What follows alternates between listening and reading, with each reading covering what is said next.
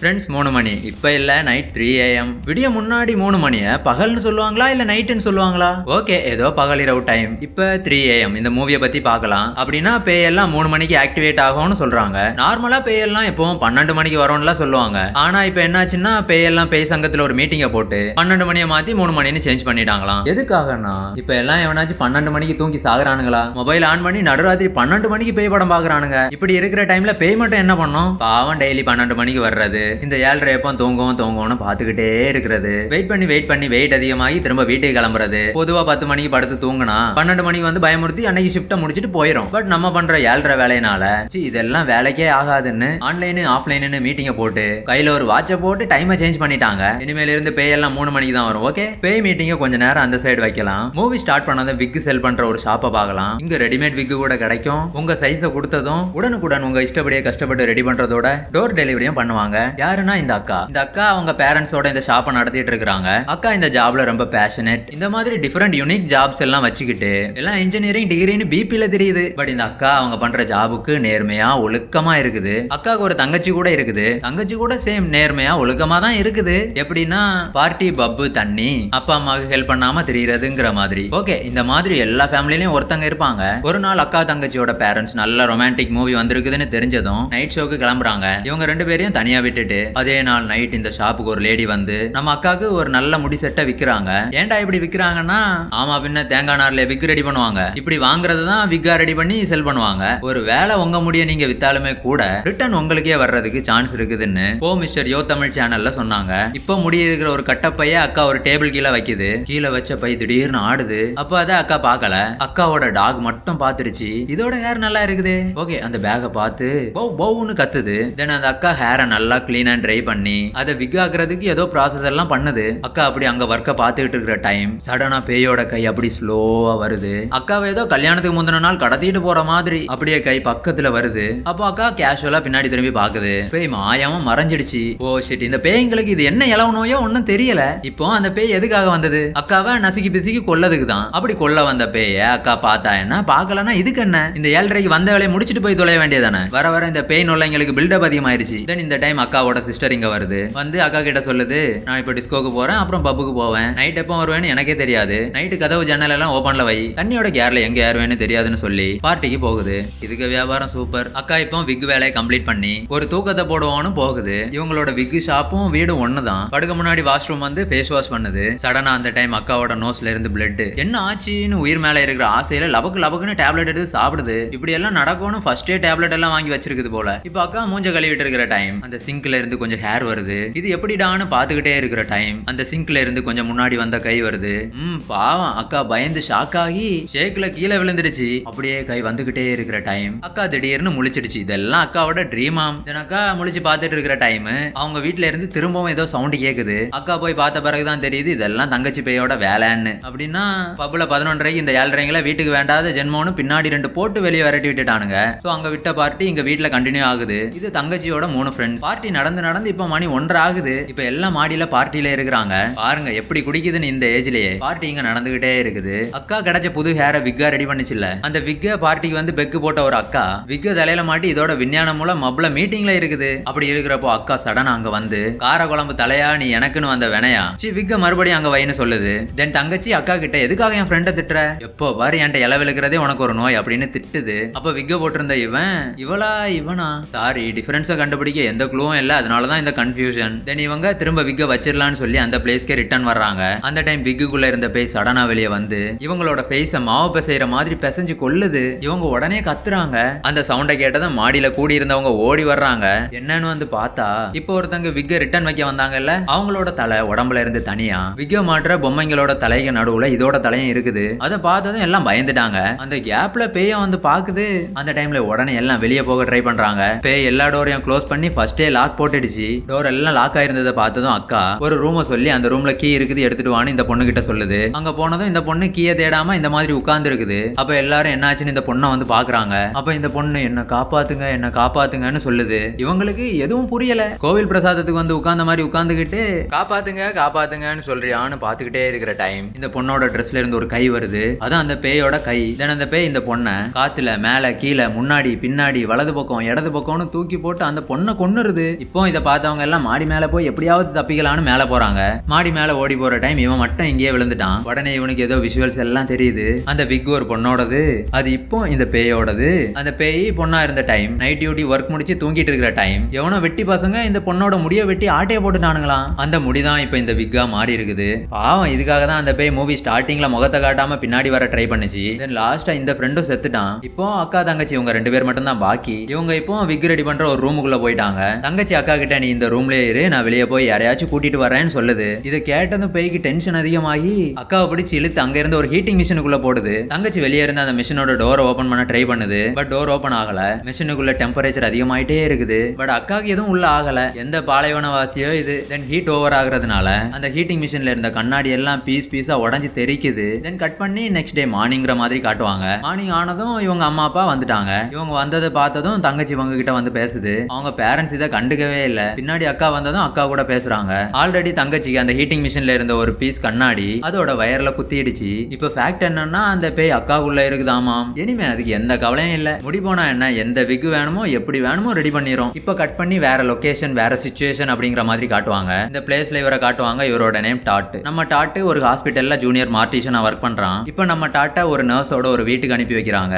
வீடு பெருசு, நல்ல வசதின்னு நினைக்கிறேன். இப்ப இந்த டாட்டோட ஒர்க் என்னன்னா இங்க 2 டெட் பாடிஸ் இருக்குது, ஹஸ்பண்ட் அண்ட் ஒய்ஃப். இந்த டெட் பாடிஸை நம்ம டாட்டு தான் பாத்துக்கணும். எப்போ வர இதை சுடுகாடு கொண்டு போற வரைக்குமானா இல்ல, இப்ப இருந்து 7 நாள் இவனே தான் பாத்துக்கணும். மனுஷனே பார்க்க ஆள் இல்லாத காலத்துல 7 நாள் எவன்டா டெட் பாடிஸை பாப்பான்னா சொன்ன இல்ல வசதி வசதின்னு. அவனுங்களோட ஆச்சாரம் அப்படி. இவனுங்க ஆச்சாரம் என்னன்னா இறந்த பிறகு 7 days இப்படியே டெட் பாடிஸை பாக்ஸ்ல வச்சு அது அவங்களோட வீட்டுல வச்சு அவங்களோட போட்டோவையும் இங்க வச்சு டெய்லி மார்னிங் ஏதாவது பிரியாணி குஸ்கான்னு போடணும். இது ஏதோ பிரிஞ்சு மாதிரியும் அதுக்கு மேல ஹாஃப் பாயிலும் இருக்கிற மாதிரி இருக்கு. சரி, இப்படி சாப்பாடு ரெடி பண்ணி அவங்களோட போட்டோஸ்க்கு முன்னாடி வைக்கணும். சாப்பாடு வைக்கிறது ஓகே, டெட் பாடிஸ் எதுக்குடா? சோ அவங்க ப்ரொசீஜர் மாதிரியே ஏதோ பிரிஞ்சி சாதமா இது வெஜிடபிள் உப்புமா. நம்ம ஆளுக்கு 7 நாள் இதே ஒர்க் தான். டெட் பாடிஸோட சேஃப்டி ஃபுட்னு எல்லாம் நல்லா பாத்துக்கணும். தென் நெக்ஸ்ட் டைம் மார்னிங்கும் அதே உப்புமா தான். அந்த டைம் இந்த டெட் பாடிஸோட ரூம்ல இருந்து ஏதோ சவுண்ட் வருது. அங்க போய் பார்த்தா அங்க ஹஸ்பண்ட் அண்ட் ஒய்ஃப் இருக்கிறாங்கல்ல, அதான் டெட் பாடிஸ். அப்போ ஒய்ஃபோட காஃபனோட மூடி அப்படியே கீழே விழுற மாதிரி வருது. அப்போ நம்ம ஆளு ஃபாஸ்டா அது கீழே விழாம பிடிக்கிறான். அந்த டைம் அதுக்கு மேல ஒரு பள்ளி வந்து விழுது. அந்த பள்ளி உடனே அந்த பாக்ஸுக்குள்ளேயும் போயிருது. நம்மால உடனே அந்த பள்ளியை வெளியே விரட்ட ட்ரை பண்றான். அப்படியே ட்ரை பண்ற டைம் பாக்ஸுக்குள்ள இருக்கிற பொண்ணையும் பாக்குறான். செத்து 2 நாள் ஆயிடுச்சு, ஆனா எந்த சேஞ்சுமே இல்லையே.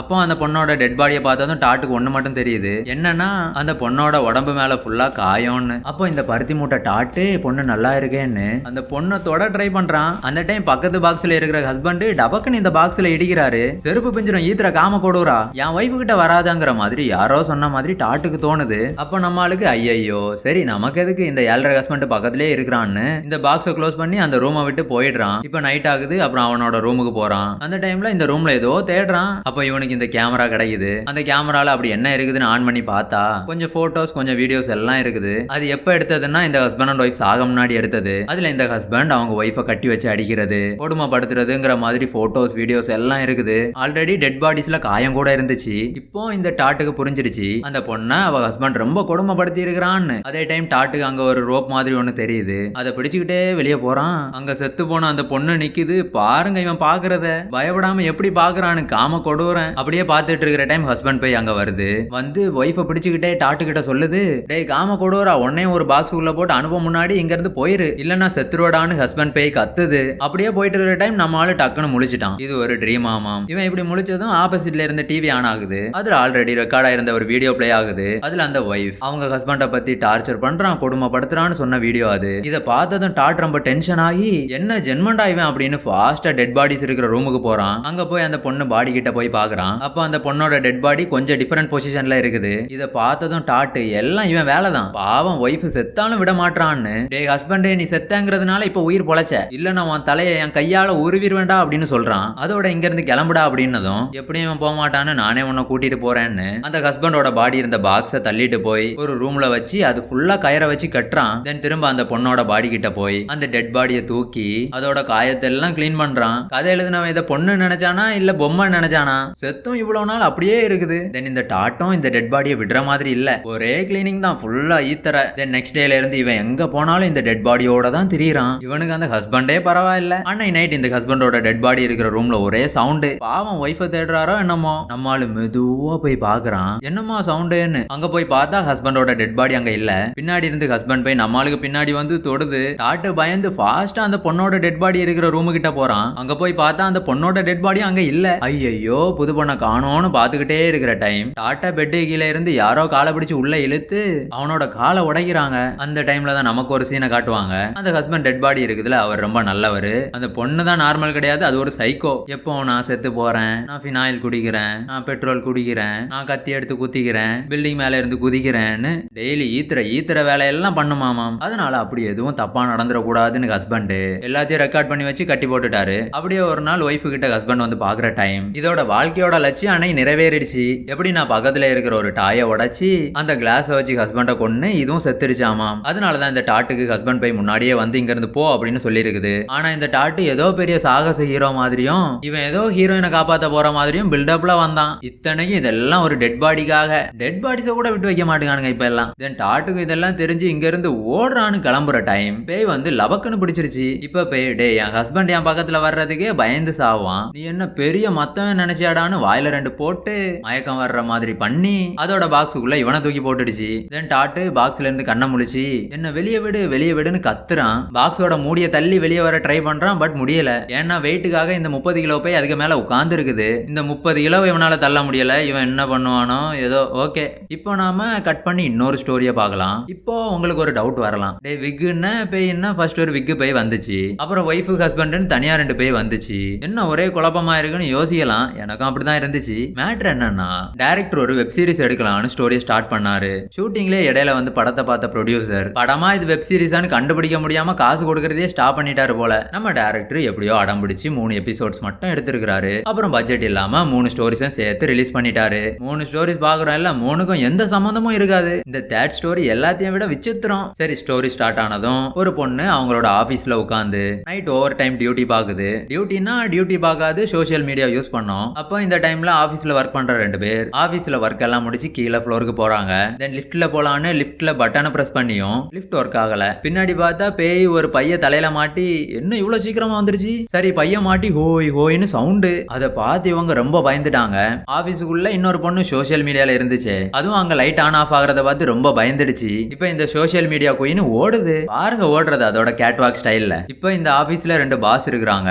அந்த பரதேசிங்க தான் இப்படி பிராங்க் பண்ணி இருக்கிறாங்க. எதுக்குன்னா ஓவர் டைம்னு உட்கார்ந்து ஈத்தரைங்க ஃபேஸ்புக் ஸ்னாப் சாட்னு ஓவர் ஆக்ஷன் கூடி போச்சுன்னு இந்த மாதிரி பிராங்க் பண்ணி எல்லாரையும் அனுப்பி வைக்கிறது தான் இவங்களோட பிளான். ஓகே, நல்ல பிளான். பட் எல்லாருமே போனாலுமே கூட இந்த லிஃப்ட் கிட்ட நிக்கிறவங்க மட்டும் போகல. இவங்களுக்கு இந்த பாஸ் தான் பேஸ் வாய்ஸ்ல பில்டப் கொடுத்துருக்கான்னு புரிஞ்சு போச்சு. அதுக்காக இவங்க திரும்ப ஆபீஸ்க்குள்ள வந்து ரிவெஞ்ச் பிராங்க் பண்றாங்க. அதுக்காக சேரை உருட்டுறது, லைட் ஆஃப் பண்றது, பேஸ் வாய்ஸ் கொடுக்கறதுன்னு எப்படியோ பாஸ பயமுறுத்திட்டாங்க. தென் லாஸ்டா பிராங்க் பண்ணோம் அப்படின்னு சொல்லி வீட்டுக்கு கிளம்புறாங்க. தென் அவங்க எல்லாம் போயாச்சு. இப்போ ஆபீஸ்ல 2 பாஸ் மட்டும் தான் இருக்கிறாங்க, சின்ன பாஸ் பெரிய பாஸ். இப்போ இந்த சின்ன பாஸ் ஏதோ கேம் விளையாடுறாரு, பெரிய பாஸ் ஃபுட் வாங்குறதுக்காக வெளியே போறாரு. அந்த டைம்ல ஆபீஸ்க்குள்ள ஏதோ சவுண்ட் கேக்குது. சின்ன பாஸ் எதுக்கும் பயப்படாம இன்னும் பிராங்க் ஃப்ளோலயே இருக்கிறாரு. அப்படியே இவர் போயிட்டு இருக்கிற டைம் டோருக்கு பின்னாடி யாரோ நிக்கிற மாதிரி தெரியுது. லைட் ஆன் பண்றாரு, எதுவும் இல்ல. அந்த டைம் பேய் சடனா ஃப்ரிட்ஜ் டோரை ஓபன் பண்ணி வெளியே வந்து சின்ன பாஸ் கிட்ட வருது. இதை பார்த்து சின்ன பாஸ் ஷாக்ல நிக்கிற டைம் இன்னொரு பேய் ரெடியா அங்க வருது. நம்ம ஆளோட கை காலெல்லாம் கடகடான்னு ஆடி அங்கேயே கீழே விழுந்துட்டாரு. இதுவும் கூட இந்த ஈத்தரைங்களோட பிராங்க் தான். அந்த 2 எம்ப்ளாயிஸும் இந்த பெரிய பாஸ் கூட சேர்ந்து பண்ணது. இந்த சின்ன பாஸ் இங்க மயங்கி கீழே விழுந்துட்டாரு இல்ல. பெரிய பாஸ் இப்ப சின்ன பாஸ் செக் பண்றாரு. செக் பண்ணா பிராங்க் வென் ராங் ஆகிடுச்சு. சின்ன பாஸ் கீழே விழுந்து மேல போயிட்டாரு. இத பார்த்த பெரிய பாஸ் நீங்க போங்க நான் பாத்துக்கிறேன்னு எம்ப்ளாயிஸ் கிட்ட சொல்றாரு. இப்ப பெரிய பாஸ் பக்கத்து ரூமுக்கு போறாரு, ஏதோ எடுத்துட்டு வர்றேன்னு. அப்ப இந்த பொண்ணு இந்த சின்ன பாஸ் செக் பண்ண போகுது. உடனே சின்ன பாஸ் அந்த பொண்ணோட கையை பிடிச்சிட்டாரு. அப்புறம் சொல்றாங்க இது கூட பிராங்க்னு. ஓகே டென்ஷன் ஆகாதீங்க. இப்ப அந்த பெரிய பாஸ் ஏதோ எடுக்கிறதுக்காக ஆபீஸ் ரூமுக்குள்ள போனார்ல, அவர் ரொம்ப நேரமா வெளியே வரல. சோ இவங்க போய் பாக்குறாங்க. உள்ள போய் பார்த்தா பெரிய பாஸ் அவருக்கு அவரே ஒரு கயிறை கட்டி தொங்கி சூசைட் பண்ணிக்கிட்டாரு. ஐயோன்னு பயப்படாதீங்க, இது கூட ஒரு பிராங்க் தான். தென் எல்லாரும் ஹோன்னு சிரிக்க தொடங்குறாங்க. தென் எல்லாரும் கிளம்பலான்னு ஆபீஸ் ரூம்ல இருந்து வெளியே போறாங்க. டோர் ஆல்ரெடி லாக் பண்ணி இருக்குது. தென் டோரோட கீ எடுத்துட்டு வான்னு இவர் அனுப்பி வைக்கிறாங்க. இங்க வந்து பார்த்தா இவங்க கூட அங்க இருந்த சின்ன பாஸ் முன்னாடி எப்படி கீழே விழுந்து கடந்தாரோ சேம் அப்படியே இருக்கிறாரு. தென் இவர் போட்ட சவுண்ட்ல வெளியே இருந்தவங்க எல்லாம் உள்ள வர்றாங்க. வந்து பார்த்து இவன் செத்துட்டானா இவ்வளவு நேரம் நம்ம கூட இருந்தது யாருன்னு யாருக்கும் புரியல. இப்ப இந்த 3 பேரும் ரொம்ப பயந்துட்டாங்க. தென் அங்க இருந்து வெளியே போய் பெரிய பாஸ் சொல்றாரு நான் இங்கேயே இருக்கிறேன், நீங்க போய் கீயை எடுத்துட்டு வாங்க நம்ம வெளியே போகலாம் அப்படின்னு சொல்றாரு. தென் இவங்க கீயை தேடி ரிட்டன் பாஸ் கிட்டே வர்ற டைம் பாஸ் முன்னாடி பிராங்க்னு ஒரு கயர்ல தொங்கினாரு. இப்போ சேம் அப்படியே ரியலாவே தொங்கிட்டு இருக்கிறாரு. இப்போ பிராங்க்னு பண்ண எல்லாமே ரியல் ஆகுற மாதிரி இருக்குது. தென் இவங்க 2 பேரும் டோர் எல்லாம் எப்படியோ ஓபன் பண்ணி ஸ்டெப்ஸ் வழியா கீழே ஃப்ளோருக்கு வர்றாங்க. அப்பதான் நமக்கு தெரியும் வரைக்கும் இந்த 2 பாஸ் இருக்கிறாங்கல்ல அவனுங்க இன்னும் பிராங்க் தான் பண்றானுங்களாமாம். ரீசெண்டா இந்த எலவு பிராங்குக்கு மட்டும் எங்கேயும் குறையே இல்ல. இந்த 2 பாஸும் ஒரே டைம்ல அங்க இங்கன்னு இருந்தது எல்லாம் ஆல்ரெடி இவனுங்கள மாதிரியே பண்ண பொம்மைங்களாமாம். பொம்மையோட தெரியுறீங்க எல்லா பிராங்குக்கு இப்போ இவனுங்க கழுத்தை நெரிச்சு கொள்ளுவேன். இப்போ இந்த லாஸ்ட் ஸ்டோரியை பார்த்து தான் ப்ரொடியூசருக்கு டைரக்டர் என்ன வச்சு தான் பிராங்க் பண்றான்னு தெரிஞ்சிருக்கும் போல. பேய் படம்னு சொல்லி பிராங்க் வீடியோவை எடுத்து வச்சிருக்கேன்னு எத்தனை வாட்டி பிராங்க் பிராங்க் பிராங்க்னு எனக்கே டென்ஷன் ஆகுது. தென் இந்த ஃப்ளோர்ல இருந்து எல்லாரும் கிரவுண்ட் ஃப்ளோருக்கு லிஃப்ட்ல போறாங்க. அந்த டைம் பாஸ் எம்ப்ளாயிஸ் கிட்ட சாரிடா எப்பா கொஞ்சம் ஓவரா தான் போயிடுச்சு, பதிலுக்கு நீங்களும் தான் ரிவெஞ்ச் பிராங்க் பண்ணீங்க, எல்லாம் முடிஞ்சு சூப்பர்னு சொல்றாரு. பட் இவங்க பின்னாடி இருந்து எதுவுமே பேசல. தென் அப்படியே பாஸ் ஏதோ போன் கால் பேசிக்கிட்டே இருக்கிறாரு. இப்ப பார்த்தா டைம் 3 AM. இந்த படத்துல பேய்க்கு 3ன்னா 3 வரும் இல்ல. இப்போ இந்த 2 எம்ப்ளாயிஸும் ஸ்டெப்ஸ் வழியா கீழே வந்தாங்க இல்ல. அப்படி அவங்க வந்த டைம் மேல ஃப்ளோர்ல இருந்து கீழே விழுந்துட்டாங்களாமாம். அவங்க அப்படி கீழே விழுந்ததை பார்த்ததும் செக்யூரிட்டி ஆம்புலன்ஸுக்கு கூப்பிட்டு சொல்லி இருக்கிறாரு. அதுதான் இந்த பாஸ் பேசிட்டு இருக்கிற போன் கால். ஓகே இப்போ பாஸ்க்கு புரிஞ்சிருச்சு லிஃப்ட்ல நம்ம கூட கீழே வர்றது யாருன்னு. இது பேயோட பிராங்க்னு இவருக்கு புரியுது. ஓகே எப்படியும் ஜோலி காலி. சரி எப்படியும் நம்ம ஜோலி முடிஞ்சிருச்சுன்னு அமைதியா நிக்கிற டைம் அப்படியே கட் பண்ணிட்டானுங்க. ரியலா கட் பண்ணிட்டானுங்க. பேய் என்ன பண்ணணும்னு காட்டல. ஓகே இந்த 7:30 கிட்ட எதிர்பார்த்தது தப்பு தான். ஓகே இதான் ஃபில்ம். இன்னைக்கு இவ்வளவுதான். தேங்க்யூ.